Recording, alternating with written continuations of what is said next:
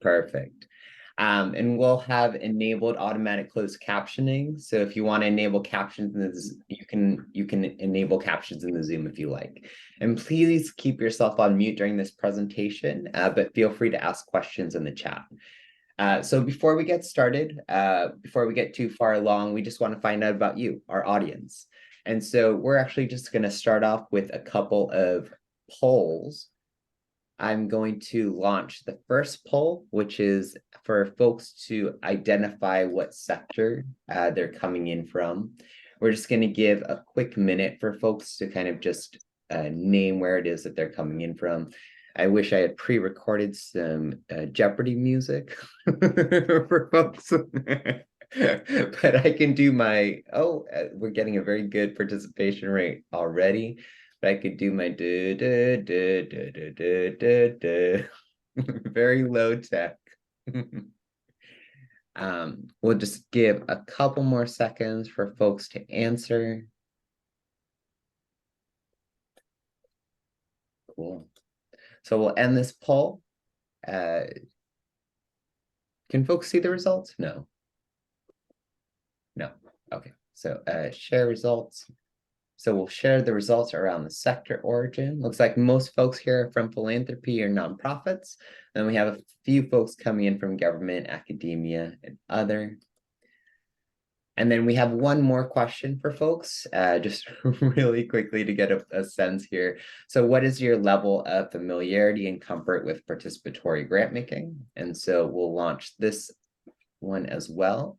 And so now there's more folks here, but very quickly want to get a sense of a pulse check of who's in the room.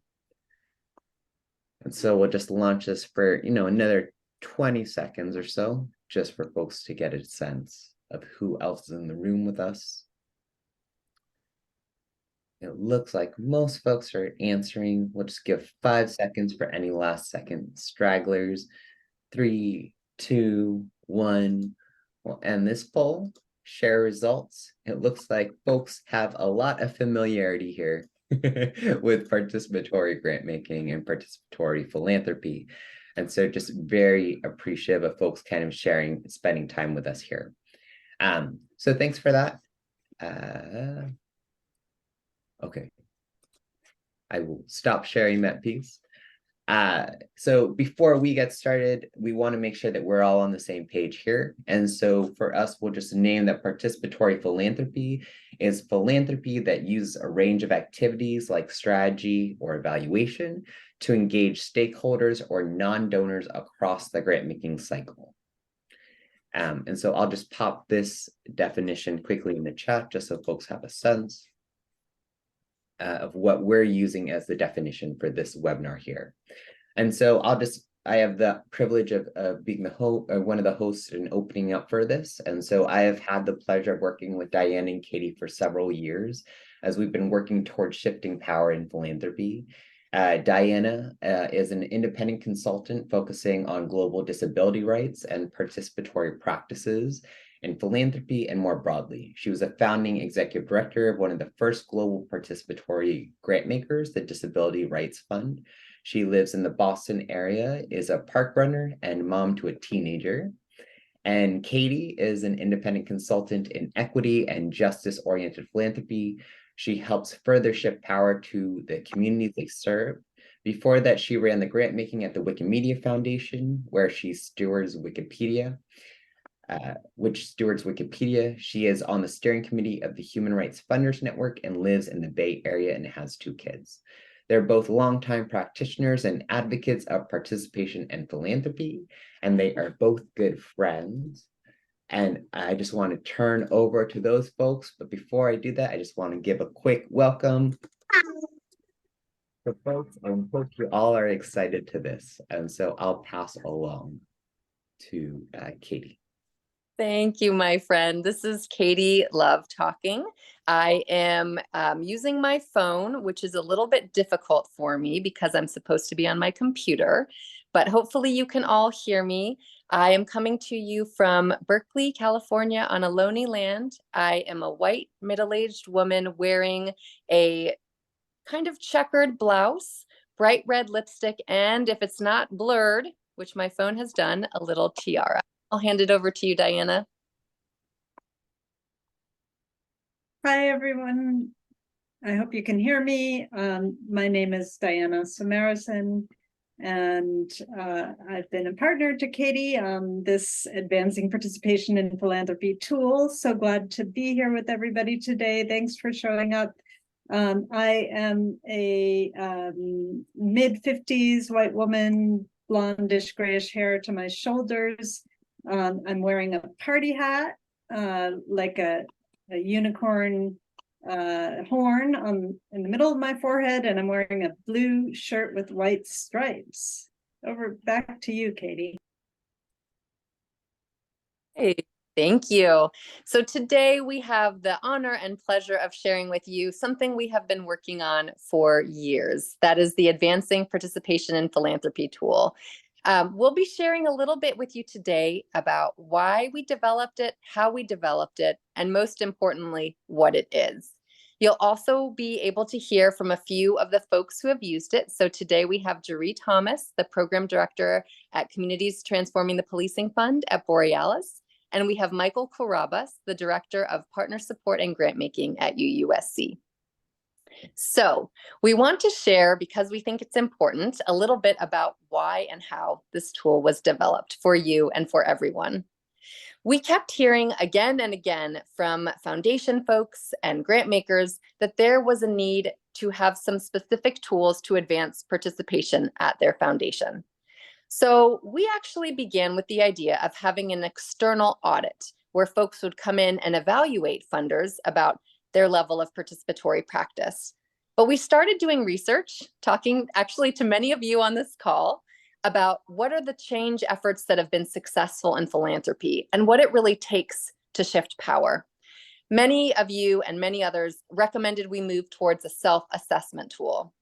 So with that, we also engaged a reference group. Again, several of you are here today. Shout out to all of you who steered us in the direction of the self-assessment and pointed us to many resources that this tool builds on.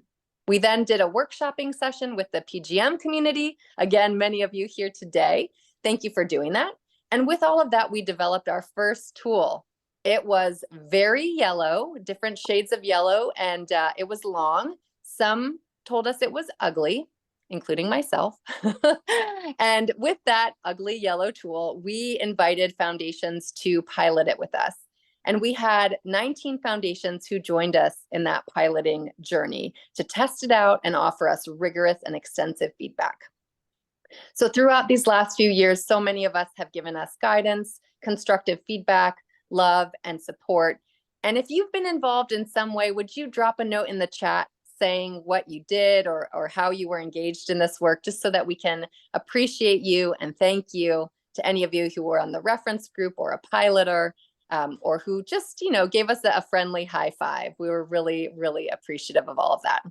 We also want to thank Porticus Foundation, who provided some funding, very important funding for us for this event or for this tool, and also Salzburg Global Seminar, who provided administrative support. So we have made about 1 million changes since the last public version that our piloters saw, and we are really excited to share it with you today. But before we do, we have to repeat that this work builds on many beautiful spectrums and tools and frameworks that many of your organizations have developed and that many of you use. And we are happy to note that this tool is also not perfect. This tool is imperfect now and will always be imperfect, but we do hope to get feedback from you and others and update it over time. All right, so with that, Alistair, can I ask you to launch the slides? And now I am going to share this beautiful website with you, which is Advancing Participation in Philanthropy Tools homepage, advancingparticipation.com. Hopefully that's something relatively easy to remember. On the next slide, you will see the kind of orientation for the way this tool is structured. The tool is engaged around what we've called functional areas that I'll explain next, but we really centered it around a spectrum. There was a lot of discussion we had about the right level of spectrum, but we ended up with this 4 spectrum, just like the 4-point spectrum, just as you filled out your level of familiarity with participatory philanthropy. We start out with little to no participation, moving to some participation, then substantial participation, and the highest level is full participation. I'm unable to read that tiny text on my phone, so hopefully you'll be able to see that. And of course, it's available on the website. Next slide. This tool is organized around 8 different what we call functional areas, and those are around the types of work that most grant makers, foundations, and funders use in their organizations. Each of these is defined in a particular way, and that is available on the tool, but I'll just read them out to you now. Governance and leadership, operations and staffing, grants administration, grant making, communications, monitoring, evaluation, and learning, finance, and fundraising and strategic partnerships. These are not going to be the standard categories for all foundations, but we hope that the definitions and explanations that we've shared in the tool will give you a sense of what we mean by each of these areas. Next slide. So Diana, I'm going to hand it over to you to introduce the operations and staffing tool, but to say Diana will be sharing this tool, which is actually a PDF version of it now, and then going to the website itself to show you how to use the online version. Over to you, Diana. Great. Thank you so much, Katie. So as Katie said, we're now sharing on the slides what the PDF version of the tool looks like. And then I'll jump onto the website, which we will be sharing with all of you at the end of today's call to show you how the digital tool looks online. Okay, so hopefully you can see here on the slide that each functional area, this one example that we are putting here is operations and staffing, includes a descriptor at the top of what is covered by that area. And I'm just going to read it out here. This area explores the organizational policy, culture, and operating environment and considers the composition of any paid staff. Each area then has a series of indicators and key questions, as well as statements across the spectrum that Katie was talking about, from no or limited participation on the left to full participation on the right. For example, on this slide, we see the indicator composition and 2 questions under that indicator. The questions are, who are the staff? And what is the staff relationship with the community impacted by the funding? Under the first question, as an example, on the spectrum level of little or no participation, in terms of who are the staff, it says no staff have lived experience. And then if we go all the way over to full participation, it says the foundation is fully controlled and managed by people with lived experience. Term limits for leadership positions are in place to ensure diverse and rotating representation from the community. Next slide, please. So this functional area also includes indicators and key questions for policies and procedures, as well as culture. And let's take a look at the last question under culture here, which is, are participatory approaches valued and used? And again, if you are on the left at little or no participation, we have participatory and power shifting approaches are neither valued nor utilized within the foundation.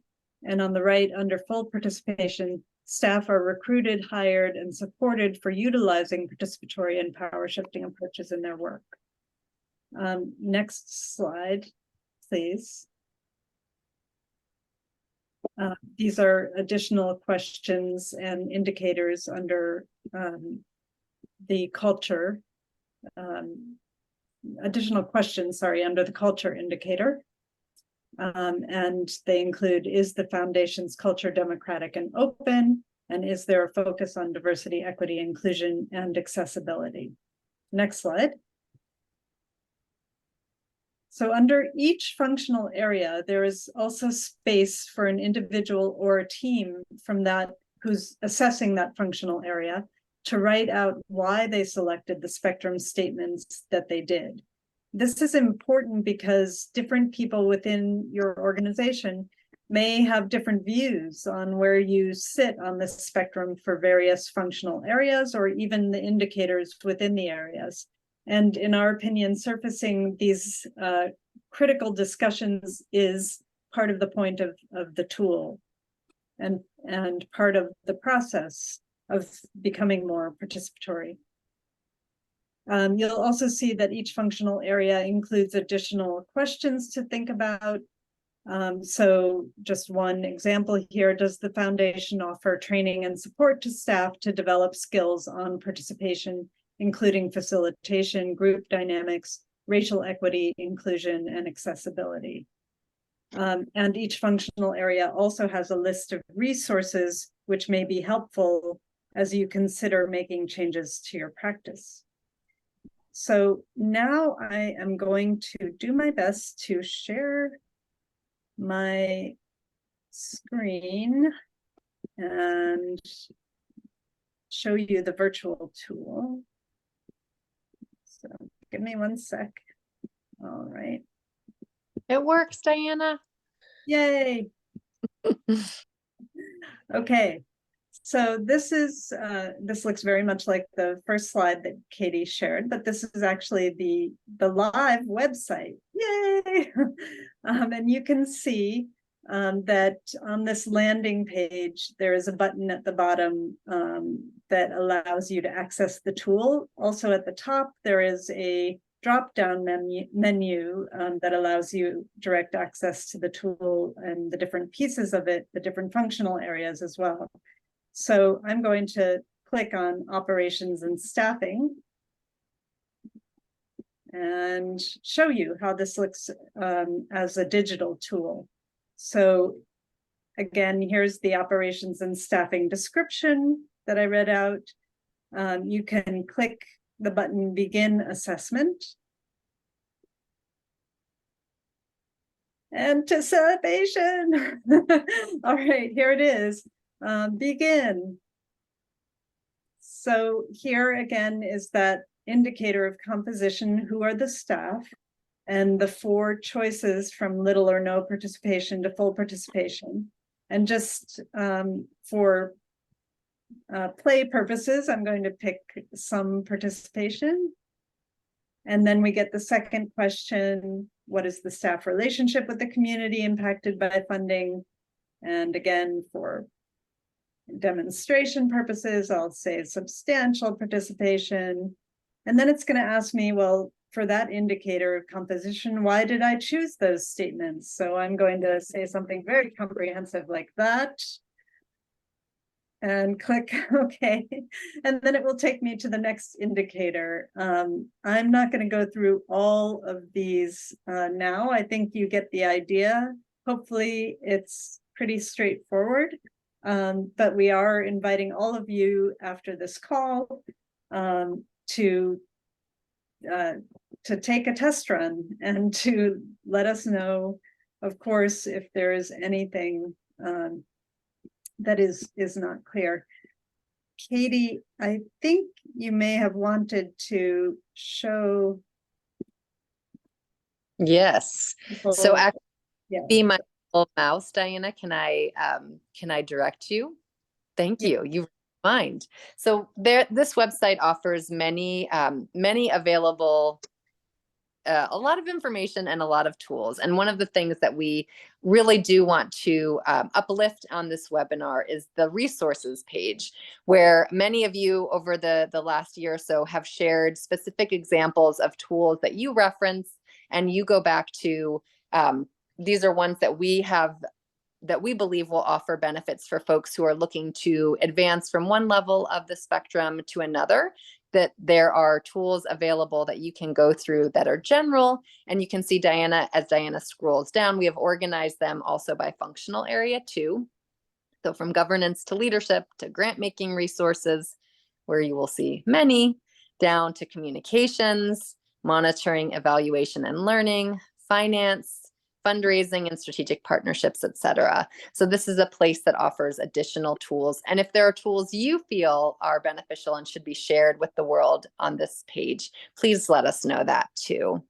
We also do have on the very left-hand side, the how to use.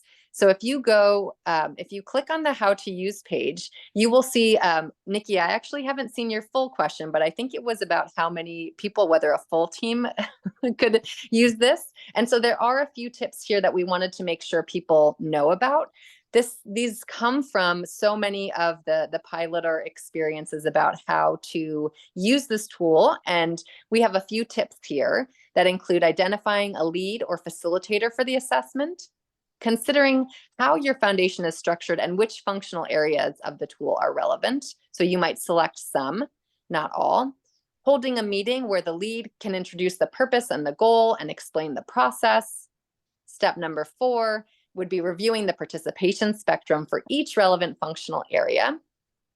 Then we do recommend discussing and comparing results with a facilitator. So there's both that individual reflection and the team discussion. And then discussing where participation can and should be increased if you have decided it should be. And finally, deciding when you'll meet again to reconsider how these conversations and how you will track progress. So one of the things that we learned from the piloting process really was that this tool is best done with multiple people from multiple departments, if your organization does have departments, that it is better used as a conversation starter rather than a scoring tool. Many folks in piloting it really wanted to compare notes with others to see how do other foundations stack up against their own, where do they fit in the current practice. But we believe it's best used and deployed as a conversation starter. And then finally, Diana, you pulled down too quickly, but that's okay. There is one more place that that is below the how to use, which is called use examples. These are kind of case studies from 4 particular foundations that we have highlighted here. The Botnar Foundation, Communities Transforming Policing Fund, Diverse City Fund, and the Stupsky Foundation. These were 4 of the foundations who participated, who offered us some reflections about how they use the tool and what they recommend from it. Thank you, Diana. Okay, so with that explained, then we are actually going to turn it over to 2 of our colleagues who are here on the call today, Juri and Michael, to share a little bit about their experience and any reflections that you want to share with this audience today. I'll turn it over to you, Juri, if that's okay.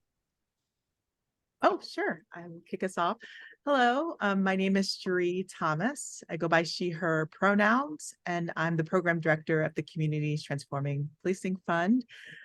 For a visual description, I'm a Black woman with my hair braided up into a bun. I have a light blue turtleneck sweater on, and I wear glasses, and I have some diplomas and other things in my background. And I'm so thrilled to be here today. I had the honor of piloting the tool along with the Communities Transforming Policing Fund team. We are a small team of 3, but we sit within an organization, Borealis, which has 9 different intermediary funds. And so what we decided to do was my colleague, Maria Alejandra, who's our program officer, really took the lead. So she reviewed the tool and she looked particularly at the areas that our fund team had the most sort of control over in terms of our own processes and practices within our fund. And then we met, we had a strategic planning meeting. We met and we reviewed the tool together. And she used, I believe it was a Zoom feature that's almost like a whiteboard, where we were on Zoom, but we had the tool up, and we were able to put little shapes that represented each of us. And so we would read one of the criteria, or sort of read an aspect of the tool, look at the spectrum, and then sort of plot ourselves as individuals on that spectrum, but we could see what our colleagues were putting there as well. And then we discussed sort of why we decided to sort of mark ourselves, and took notes of that. And we found it incredibly helpful, very doable in terms of our time and capacity. And it has helped us to think about, well, it gave us a lot of ideas about how we could make our processes more participatory. And we've already been able to put some things in place, starting with a capacity building survey that we launched this fall, where we decided to really ask our folks not only sort of the different things they needed, but who do they want to work with, right, in terms of for capacity building support, so that we can actually reach out to those folks and bring them on board to support the work. So really grateful for this tool, because I think it helped give us a lot of ideas about how we could make our processes more participatory. And it wasn't, for us, it wasn't a huge lift. It was a very doable process. And it's something that I think we can regularly check in with each other on, perhaps every year, and also bring in some other folks to the discussion. So bring in our participatory grant making committee, or bring in other colleagues from other funds. So looking forward to doing that in the future. And I'll pass it to Michael. Thanks so much, Jury. So yes, I also had the privilege of participating in the pilot of this tool. I'm a big fan, so I think I'm going to spend most of the time talking about my key takeaways. But just to introduce myself quickly, my name is Michael Carabas. I am the Director of Partner Support and Grant Making at UUSC, based in so-called Cambridge, Massachusetts, and on Massachusetts land.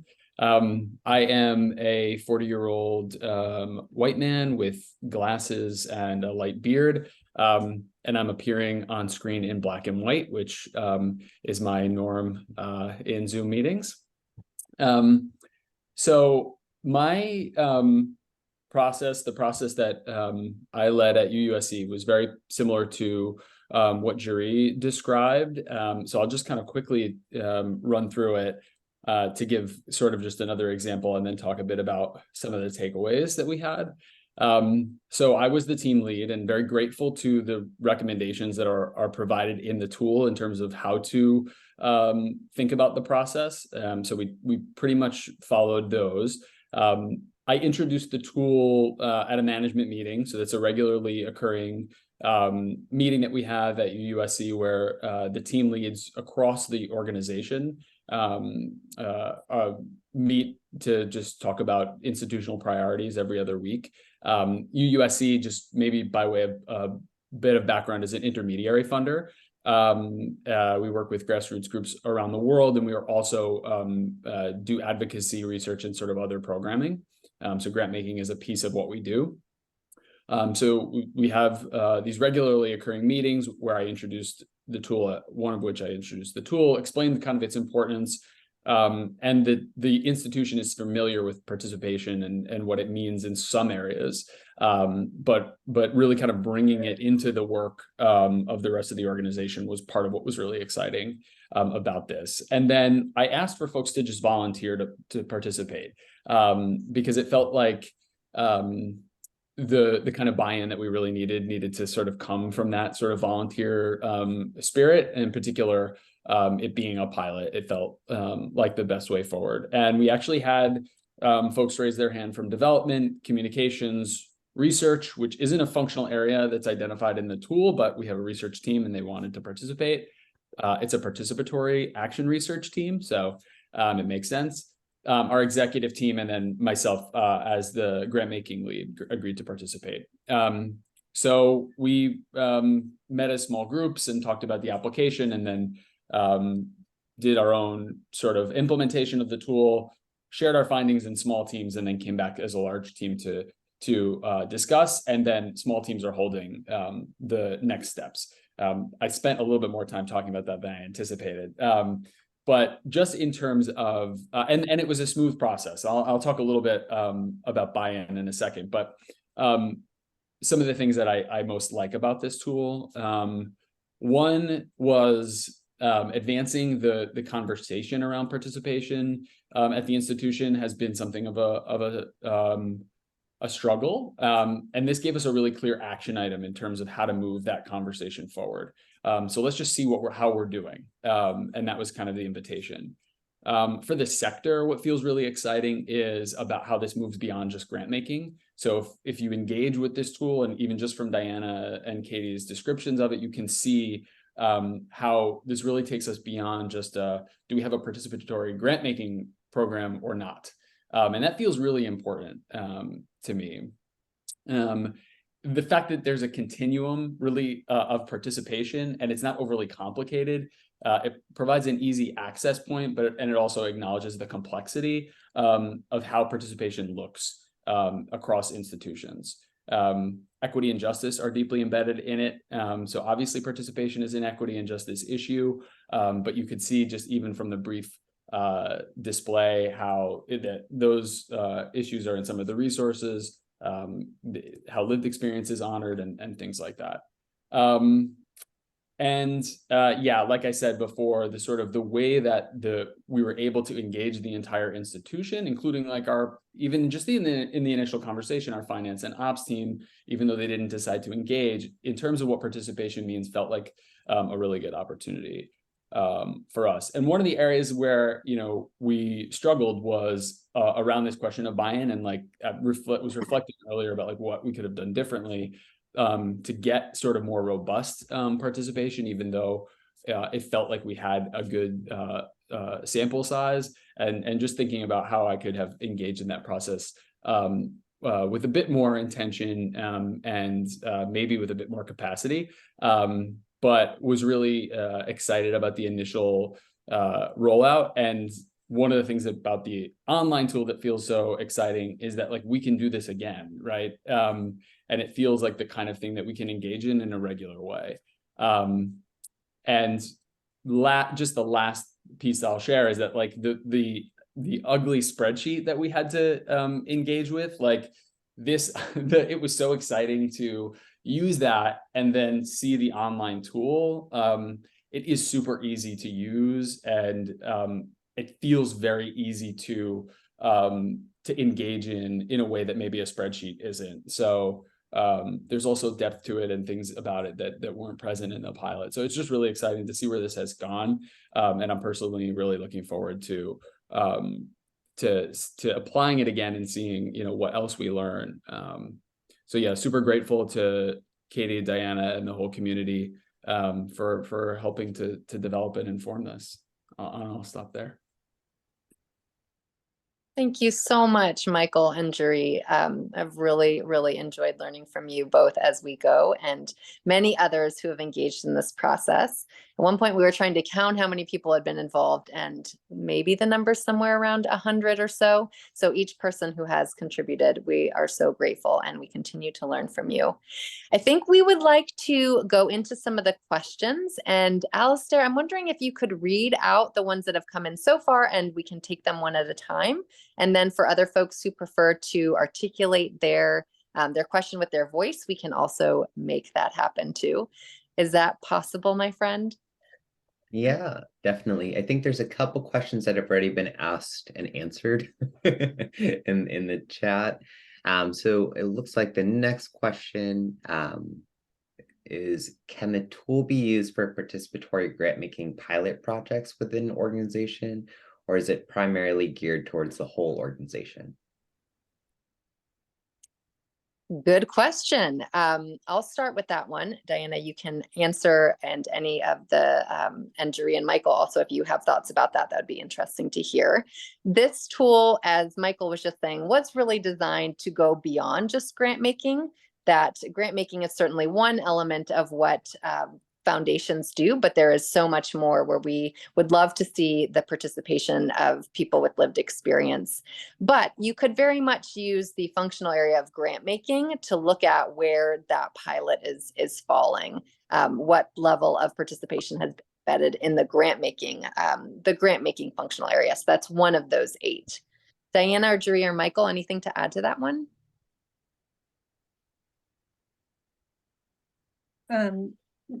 Thanks, Katie. I think from the perspective of an entity like the one that Jerry is heading, that is part of Borealis, a larger fund, you can use whatever part of the tool makes sense for however your entity is structured. So if you don't have control of operations and staffing, for example, but you have control of grants administration and grant making and the governance of your particular part of a larger fund, you can use the tool. It is flexible in those ways.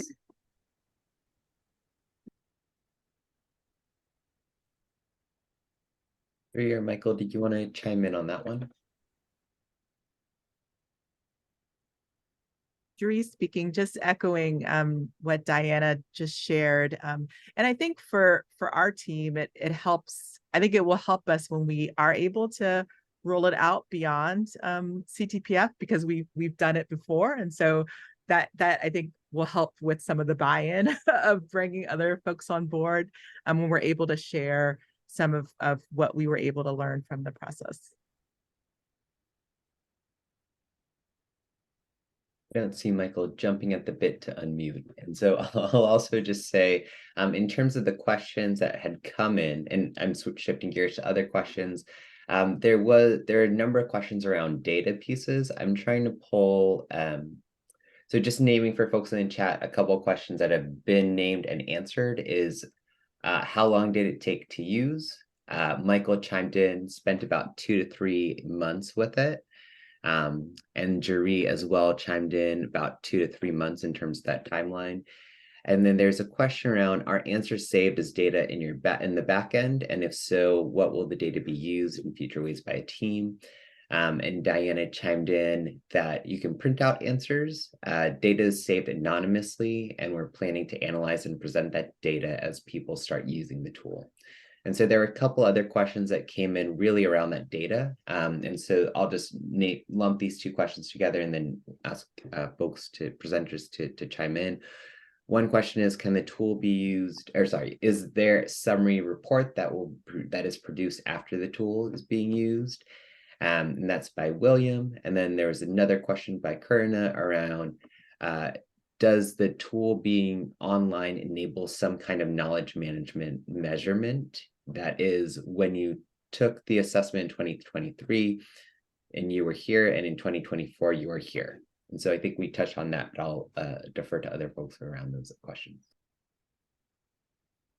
This is Katie. Thank you for those questions, William and Karuna. Yes, the online tool does enable you to print. You don't actually need a printer, but that is the way that it will save and offer you back the information.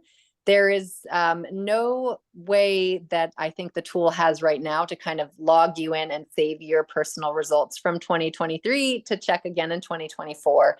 But that might be where the actual print function comes in handy for, again, if there's a lead contact, a lead person managing this process at your foundation, to print it out or save it.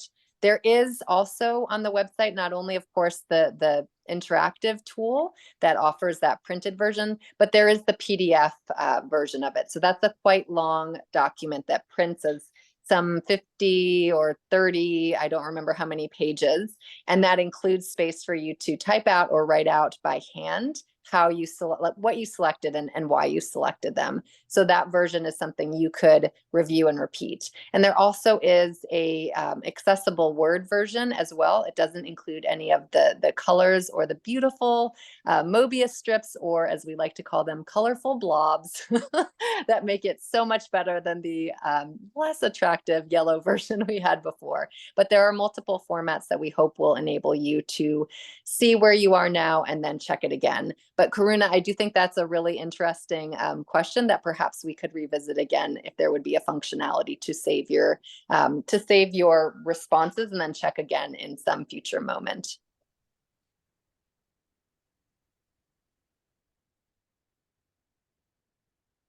Great.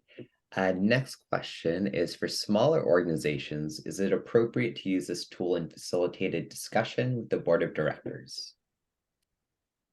I can take a stab at that one. So we did have among the piloters a number of smaller organizations, some of whom used a mix of people to assess where they fell on the spectrum. There was one group, for example, who used the only staff person plus a board member plus a grantee organization representative. So it really provides flexibility in terms of who you want to participate in the process. And if you want the tool to only be internal, and as a first step, and then to use it with, say, a selection of grantees as a next step, that's also possible. So we really hope that it does provide enough flexibility for you to use it as you best see fit.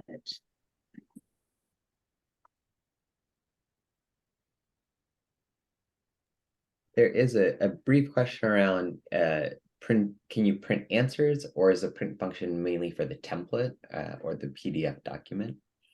And I'll just ask both questions because that's a relatively straightforward one. The second one is, do you envision having capacity in the future that would allow for benchmarking amongst foundations? This is Katie. I'll take the first one. Dan, I'll let you envision our capacity in the future.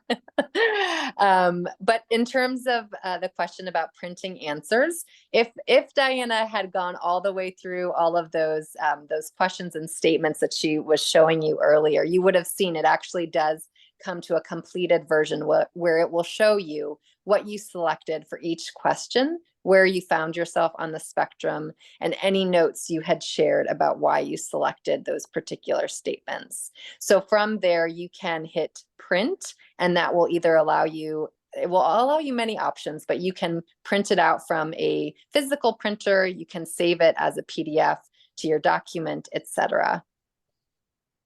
And Diana, I hand the next question over to you. Thank you so much, Katie. This is what partnership is all about.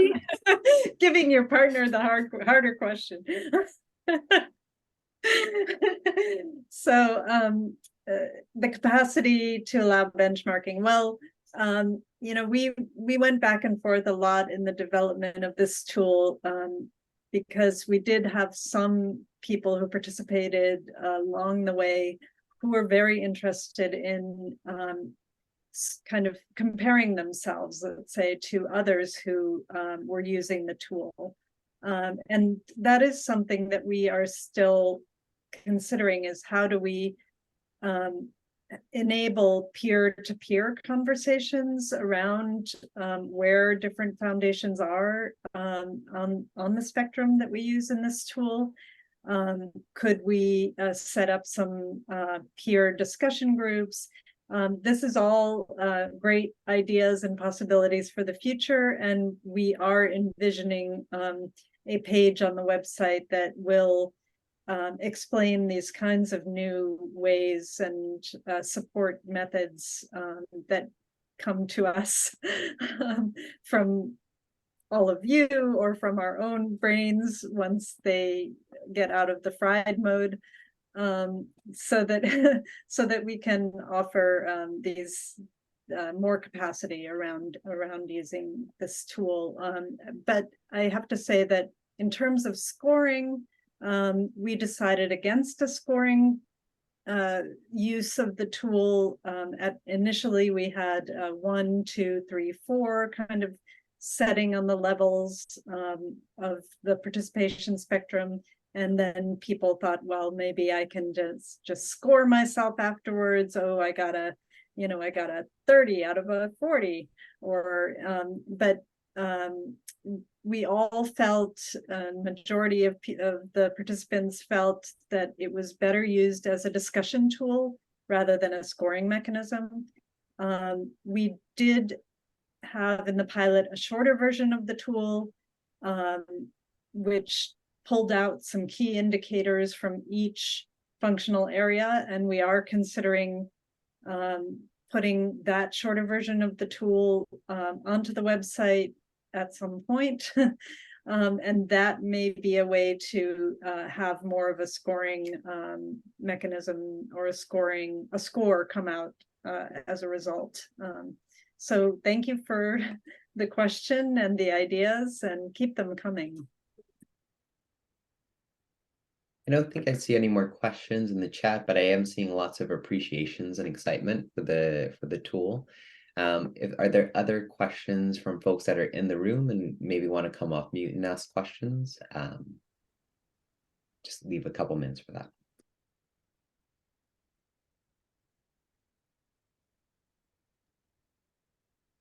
This is Katie. And in the meantime, while folks decide whether they would like to come off the mute and ask their question or share anything else in the chat, it would be very remiss of us not to just sincerely appreciate every single person who has contributed to this. We began this journey several years ago as two friends very passionate about this topic. Anyone who knows us knows we care a lot about participation, equity-focused participation in philanthropy, and many folks have contributed to this. And so we are very open to your feedback, to your ideas, to knowing what you need to make this tool more successful. We are hopeful that it will help bring about change, and we are hopeful that it will be a supportive mechanism to everyone in philanthropy and beyond. Are there any other questions that have come up? I see a question from Nikki Wilson here, who wonders if there were significant divergence areas between people who completed the tool. And yes, Nikki, some of the organizations that piloted the tool said what was most interesting to them was the fact that some part of their team that did the assessment felt one way about where they were on the spectrum, and some part of their team felt a completely other way, and that therein, in that discussion, was really the meat of the process, because it enabled people to raise concerns, questions, lack of understanding about where the organization was in terms of participation, or different perspectives on it. And I don't know if Jury or Michael would like, this is Katie, I don't know if Jury or Michael would like to weigh into that if you experienced that. Sure. Oh, go ahead, Jury. Oh, no, you go ahead, Michael. Okay. Yeah, it totally. And really interesting to see the areas of divergence, but also of agreement, right? Because I do think it's indicative kind of where the growing edges are. And one of the things I was just thinking about is that it would be really interesting to see the people who think they know us do the assessment, and then compare it to the reality of our own application, particularly of the board, because I think there can be some sort of perceptions at the board level, and then there's the reality that staff experience, and so that could be really interesting. And one of the places that I hope we can get more engagement around the tool, which is at the board level. But yeah, just one idea kind of flowing from that question. Jury speaking, and I'll just add, I think the other beautiful opportunity that it created because of those conversations was realizing we had a newer staff person who didn't know the history of how certain processes or decisions were made, right? And so it also opened up an opportunity to kind of share more background, right? Because some of the disagreement or divergence might have just been, oh, I wasn't aware, right, of that being the case, right? So I think it definitely creates a beautiful space for conversation about sort of people's perspectives, history. Thank you so much, Michael and Jerry. I see one other question here, which is, how are we going to receive feedback and incorporate it into future iterations of the tool? Katie, do you want to tackle that? Well, that's a very good question, Jennifer. We do plan to continue to put our blood, sweat, and tears, no blood. Yes, sweat. Yes, tears into this tool. And we aren't sure exactly we don't have a fully formed plan and timeline for when we'll be updating the tool and making changes to it, but we have a general commitment to supporting the continued development, promotion, and use. We are looking for some additional funding to support some of that work. We hope to be able to bring this tool to foundations directly or through conferences, et cetera. And we're hoping too that having a website enables as many people as possible to use it, with the goal of shifting power in philanthropy. So right now we are collecting feedback. If you have any thoughts or feedback, please do send it to us. We don't have the next date scheduled for when iteration 2 would be launched and put out there, but we are collecting feedback now to begin that process.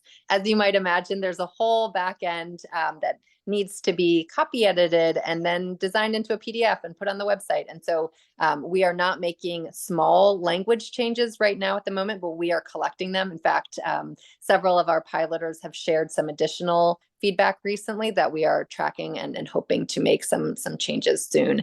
I'll leave it at that. Anything you wanted to add, Diana? I put first the wrong and now the right email address, Gmail address for people to let us know how you are using or questions you have about the tool.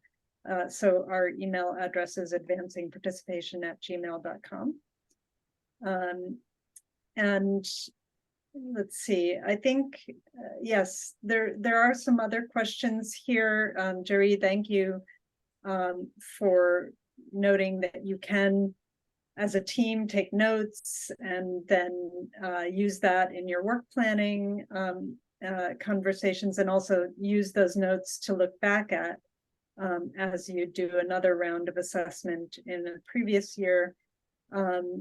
One question here is, since the tool doesn't create a composite score and is more focused on discussion, do you have recommendations for tracking progress year over year? And I think your response, Jerry, provides some answer to that.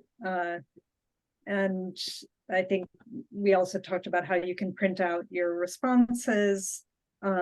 Also, when you print out if you're doing the assessment individually, and then you're talking about your individual responses, you can then decide on where, as a group, you want to place your organization on the participation spectrum in a particular indicator or functional area. And you can use that record to look back at the next time you do the assessment. Katie, do you want to add anything there? No, I'm just noting we only have a few minutes left. I think a few more questions have come in.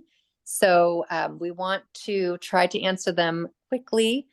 I think that there's a question from Eka about translation of the tool.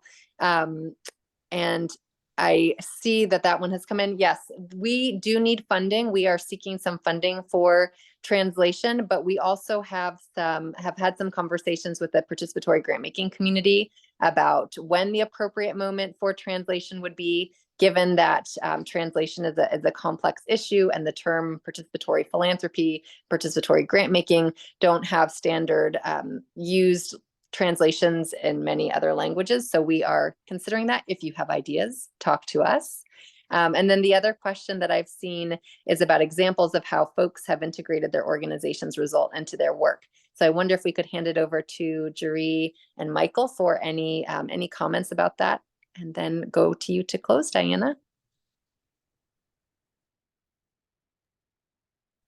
Jerry speaking, I'll just uplift what I shared about sort of using it as a part of our work planning, but also using it in our processes for providing capacity building support to our grantee partners. So every year we do a capacity building survey. This year we specifically asked folks who they wanted to work with, and what to support them in 2024. And then we'll do a report back where we share back with partners, like, here's what we heard from you, here's, sort of aggregate, and then here's who we're going to be working with as a result of hearing that feedback. But we hope to do a lot more of that in our 2024 work planning.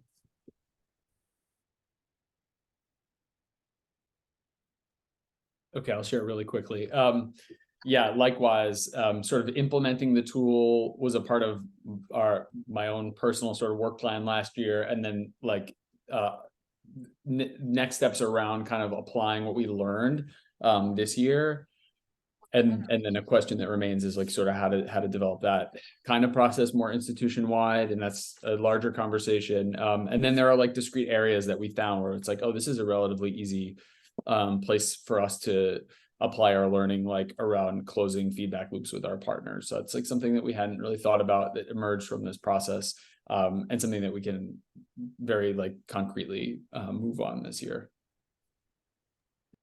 Awesome. Thank you so much, Jerry and Michael.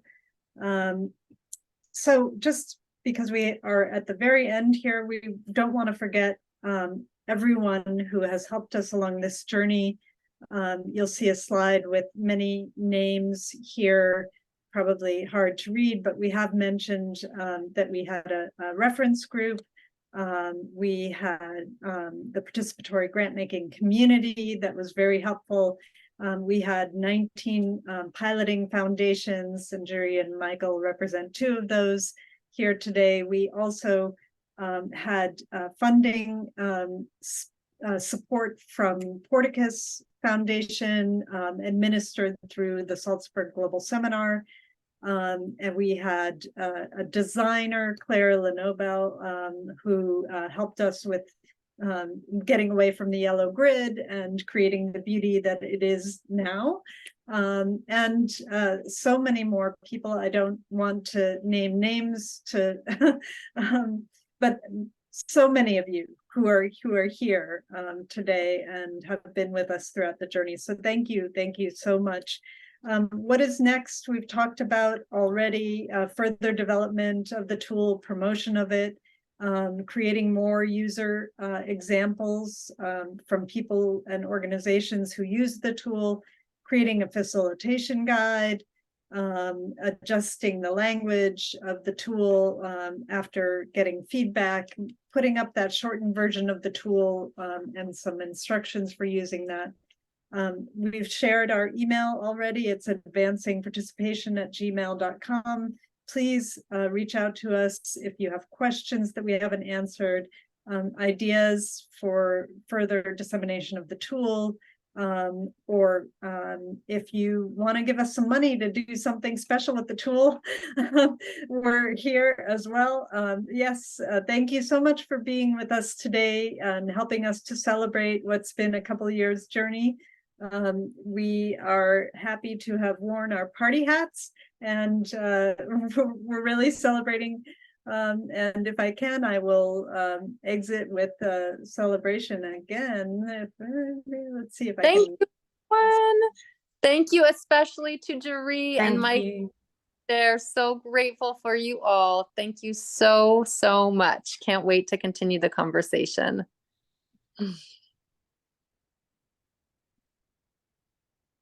Bye. Thanks for being. Bye-bye, everybody. Bye-bye.